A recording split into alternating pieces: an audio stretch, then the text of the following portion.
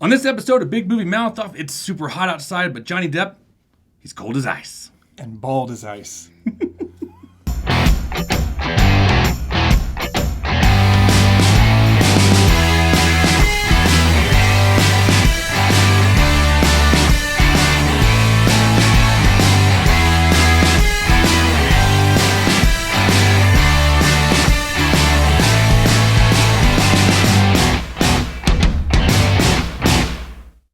Welcome to another episode of Big Movie Mouth Off. I'm Jimmy Martin, your host.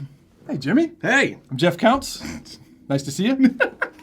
That's Cott's the back. Yeah. He never leaves here. It's great. Same shirt. On this episode of Big Movie Mouth Off, we'll be reviewing The Maze Runner, The Scorch Trials. We'll be talking about video on demand with Xfinity because they're our partner. We're going to show them the love. Yep. And then right now we're going to talk about Black Mass.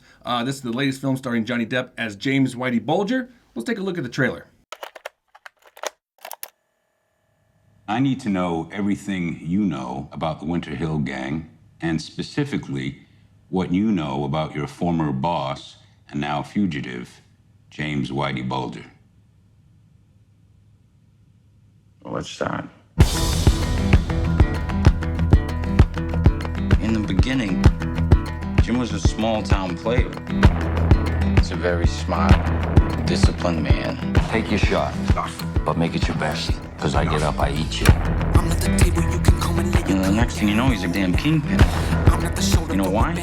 Because the FBI let it happen. I grew up with Jimmy and his brother Billy, the senator. And that is a bond that doesn't get broken. Your brother is wading into some very dark waters. Jimmy's business is Jimmy's business. We all need friends. Even Jimmy. Even you. I can help you, Jimmy, and you can help me. It's an alliance. We get the FBI to fight our wars, and we do whatever we want to do. The success. Just getting started. Till it's gone. Boom! I jump to the sky for my people. I walk through the Well, just plain this. Making a fool of the Bureau. We're in too deep. And he knows it. Come around me telling me I changed. God help us.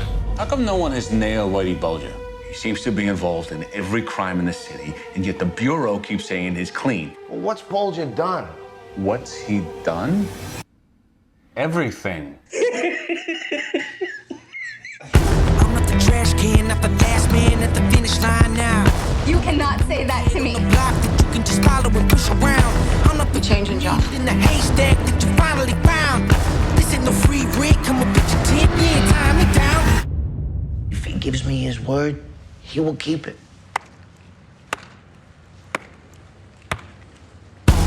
Oh, till it's gone. Oh, till it's gone. I don't care whatever way you look at it, his eyes freak me out Yeah, every time. He's got the menacing stare down in this movie. He really does. Like the trailer said, it's the true story of James Whitey Bulger basically taking over Boston. Yeah. Because he was given a pass. And so why would you not use that pass?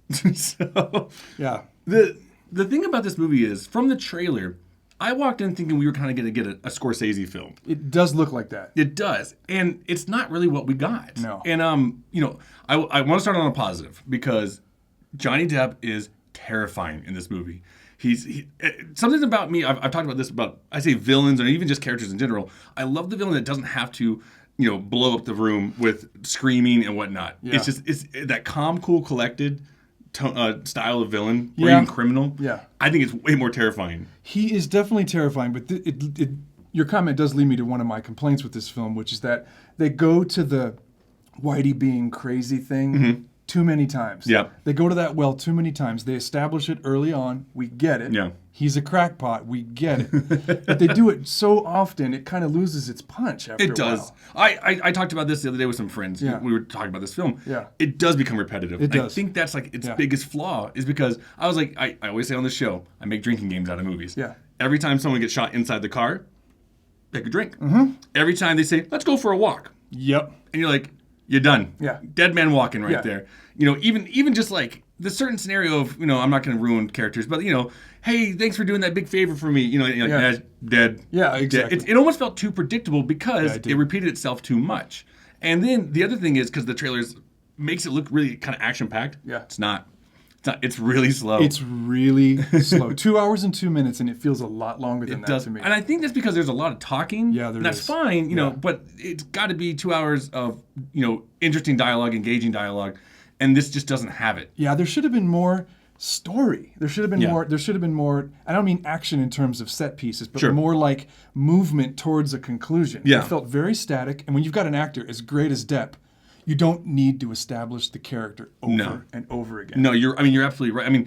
And Joel Edgerton, I don't want to take anything because he's good in it too. He's really good in it. But again, every scene, I swear, every other scene he's in is him in the FBI office and slamming folders down and saying like, "You listen and you leave Whitey alone." Yeah. And I'm just like, you've done this 4 or 5 times now. Most of the characters have one note and they keep on singing it. Yeah. And I think that's a problem with it, obviously. Yeah. People are talking about Oscar buzz for Depp. And I don't know if I see, he's great. He's really good in it. And we're just at the, the front door of Oscar season. Yeah. And so could 5 people beat him? Possibly. Very possibly. It almost seems like a supporting level role. Could be. There's a lot of times where he disappears for a while, and that's where I got bored. I'm like, bring back Depp. That's the best part of this film. Yeah. There are some, also in this movie, if you're from Boston, there are some truly terrible renditions of the way you speak. I just warn you about that now. They're like, thanks. Thanks, Depp. No, yeah. It's not just him either. There's some terrible Kevin Bacon. Boston accents. Kevin Bacon lets it in and out. Cumberbatch? I don't know. Cumberbatch. I don't know. Great actor, but leave the Boston accent in the dresser drawer. Absolutely. So where are you going with this? I'm at about. I keep going between 2.5 and 3. I think I'll edge up a little bit and go 3. It's a weak 3, but that's where I'm going to go. I'm 2.5. A strong 2.5. Okay. We're meeting the middle at 2 3/4. I was just about to say that. Yeah. I was just about to say 2 3/4. So I can live with that. not a horrible endeavor. No. Check it out for Depp's performance. You might see it come up a little bit in the Oscar season, but there you go. And so Black Mass, check it out. Like I said, maybe not immediately. Save some money. That's okay. But coming up next, we're going to be talking about Xfinity's video-on-demand services and what they have available in the month of September. Ooh, that's called September. Can't even talk right. It's coming up next. Say it in a Boston accent. September. There you go.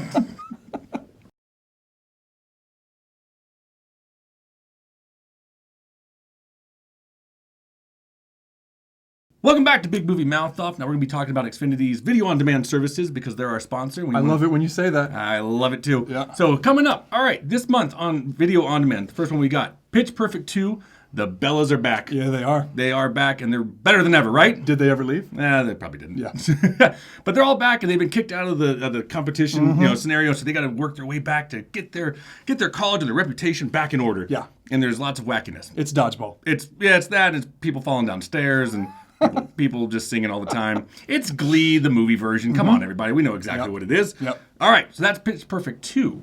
Coming up next, Entourage. HBO, the series was on HBO years ago. It got canceled, I believe. But all of a sudden, they were like, let's bring it back because Sex and the City did well. So they brought back Vinny and the gang.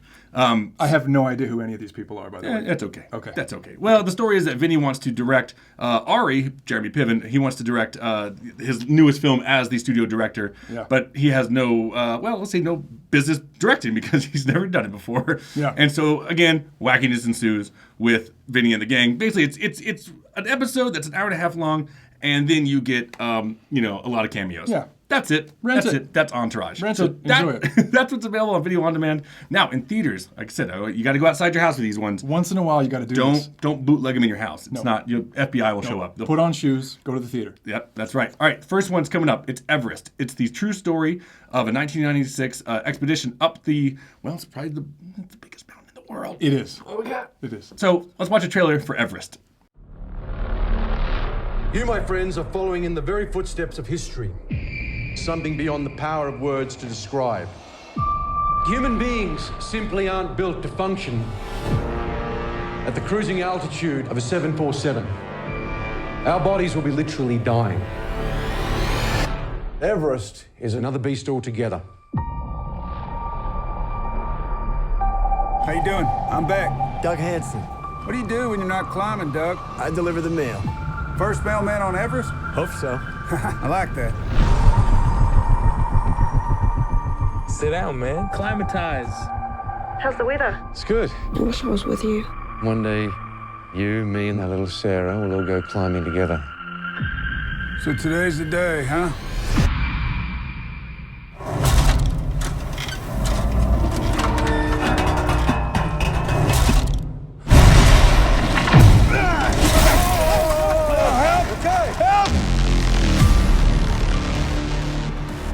It hurts. It's dangerous. Why? I have kids. They see a regular guy can follow impossible dreams. Maybe they'll do the same. I'm on the top of Everest, Helen. We made it. Go to Rob. There is a massive storm headed your way. Oh no. Come on! Get up! That's the wrong way! John, let's go! Hurry up! Rob, can you hear me? You've got to get moving. You've got to come on down. There's no oxygen. You go. I'm done. No, I'm not leaving you behind. Come on. It's gonna take all we got. We're all getting down together. Now let's go. If anyone can make it, you can.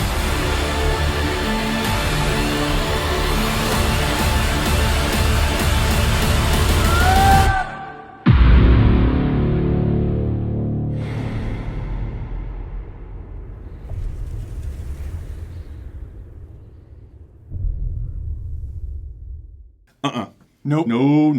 Nope. It's gonna make me barf. Bring it back. Especially if you've seen an IMAX. Yeah. That's Everest. Coming up after that, well, Robert De Niro wants to be Anne Hathaway's lovable intern who's probably wearing a diaper. Which one? De Niro. Yeah, De Niro's. Circle of Life. Hathaway's not wearing the diaper. It's De Niro. Check out the trailer for Intern. Retirement is an ongoing, relentless effort in creativity. Tried yoga, learned to cook, bought some plants, took classes in Mandarin. Believe me, I've tried everything. I just know there's a hole in my life, and I need to fill it soon. I'm Ben Whitaker. I have an appointment with Miss Austin. I thought she was meeting with her new intern. That's me. How old are you? 70. You? I'm 24. I know I look older. It's a job. It ages you, which won't be great in your case. Sorry. Hi, Jules. I'm Ben, your new intern. I'm glad you also see the humor in this. Be hard not to. Don't feel like you have to dress up. I'm comfortable in a suit if it's okay. Old school. At least I'll stand out. I don't think you're gonna need a suit to do that. Want the door open or closed? Doesn't matter. Open, actually. You get used to me. Look forward to it. My intern sure keeps busy. Mr. Congeniality. Everybody loves him. Here she comes. Hey, Beck, what's up? You look really nice. How long can a woman be mad at you for? I assume you talked to her, apologized. I emailed her. Subject line, I wrote, I'm sorry, with like a ton of O's. So it's like, I'm sorry. With the sad emoticon where he's crying. Our investors just think that a seasoned CEO could take some things off your plate. I did not see that coming. She's just trying to do right by everybody. The company, the family.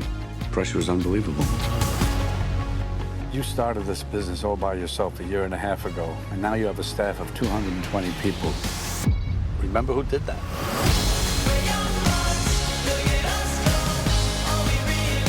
Good times. The truth is, something about you makes me feel calm, more centered or something. I could use that, obviously. How in one generation have men gone from guys like Jack Nicholson and Harrison Ford to... Oh boy. I'm Fiona, the house masseuse. Love that there's another oldie but goodie here. How's that been? Well, for that, oh boy. You're not as old as I thought you were. There you go. It's Robert De Niro being wacky Robert De Niro and Anne Hathaway being adorable Anne Hathaway. Yep. And who knows? Maybe your parents will like it. And check it out. That's all the films from Video On Demand to into the theaters this week. Coming up next, well, we'll be reviewing Maze Runner, The Scorch Trials. Stay tuned.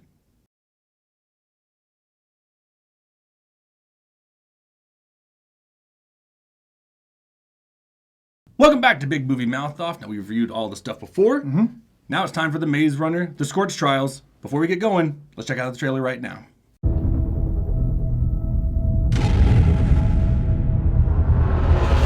Thomas, it's okay. Let go! We gotta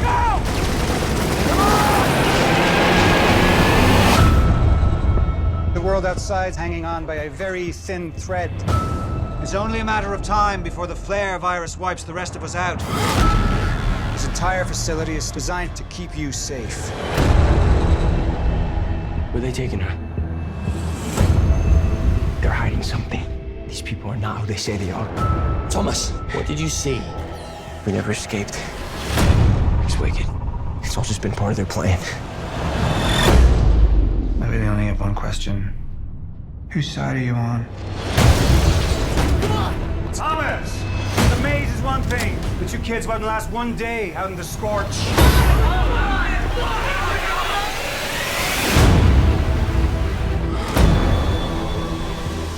There's something inside of us that Wicked wants.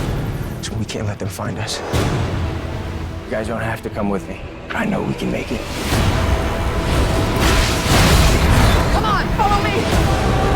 No one's come out of the Scorch in a long time. Let's go! Go! Go, go!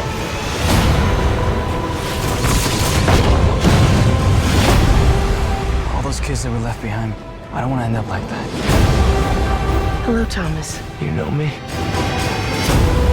A lot of our friends died for us to get this far. So we can't give up.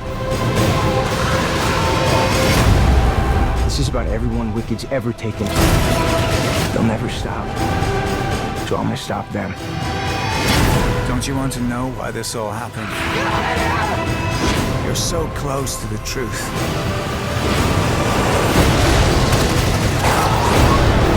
Right there! Hang on!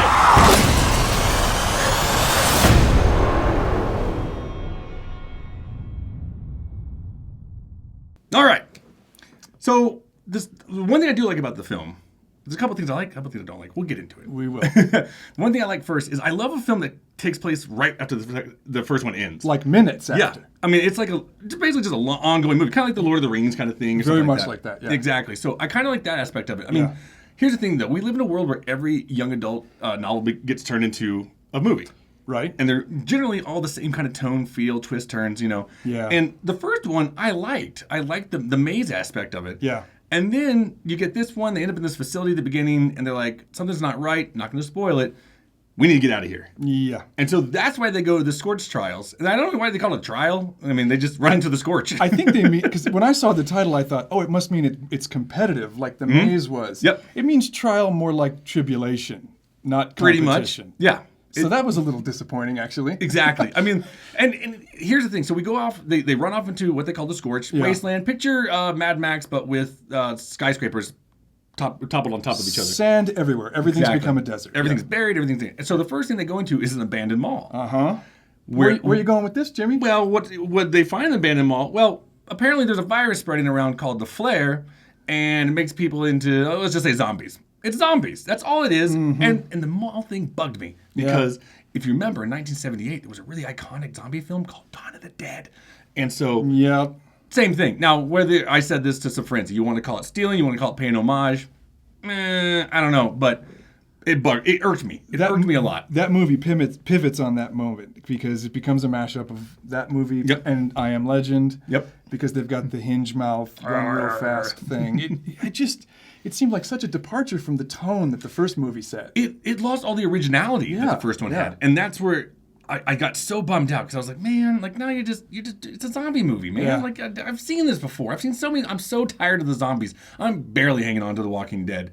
And that's like the zombie, I think that's probably the biggest zombie thing out there right now. No question. I mean, didn't you feel like though in this movie the stakes were a lot lower? Like with the maze, it felt like there was this constant pressure to beat the clock. Yeah. And this one loses all that urgency. Yeah, for me, this one is like, now we're just dodging lightning storms. And fake zombies. Yeah. It almost makes, it feels like a completely different movie with the same characters. Now, Dylan O'Brien, the main lead actor who played Thomas, he's fine, for what he's given, and I know that he's good because I've seen he was fine in the first one. Yeah. And Fury, he was good in Fury. Yeah. But now it's just like he's kind of looking at his paper going, okay, Yeah. zombies. Yeah. I will say though, when I mentioned the Scorch, gorgeous. It is beautiful imagery. It's chaotic beauty is what I call it. It's just shattered windows of 80s floor skyscrapers on top Buildings of each other. leaning against each other, just really beautiful. And there are some good set pieces. There are. There's some great where they're actually going up the skyscraper, tilted, maybe falling out windows. Yeah. I was like, ooh, so I enjoyed that part of it. Yeah. But it's such a deviation from the original of how, or I say the original, well, the first film of how original it was. And that's where I got really upset and I got bored, and it's about 25 minutes too long. Definitely. And so I was really sad. Well, I got a bit of advice, too, for whoever does the next YA dystopian novel. The lead person in the bad organization, the evil organization, doesn't always have to be dressed in white. What are you trying to tell us, that every dystopian future is before Labor Day? Who cares? And if you're going to do this, you're going to unavoidably make us compare your movie to The Hunger Games, and you're going to lose. Yeah. It's bad. It's a bad archetype that all of these directors are going after. I'm still interested in the next one, but it's going to take some soothing, saying Jimmy's going to be okay. Like I promise we'll be good again. I'm like, I need to be won back. Yeah. Yeah. I mean, I'm going to watch it obviously, but I need a favor. With arms folded. Yeah. Grumpy. I'm at like 2.5 stars. I didn't hate it, but I didn't love it, and it was really kind of disappointing. I think I was 3 stars on the first movie, but I can't go more than 2 on this one. Yeah. I thought the zombie thing was a really disjointed plot twist, and I didn't read the books, which is obvious to any of you who did. I'm sorry about that. I just felt like it was a departure that they didn't. Yeah. It just didn't track. Oh well. Yeah. 2.5 here, 2 for the Maze Runner Scorch Trials. That'll do it for this episode of Big Movie Mouth Off. And tune in next week. We'll be talking about, like we said, Everest and the Intern. Stay tuned, and we'll see you next time.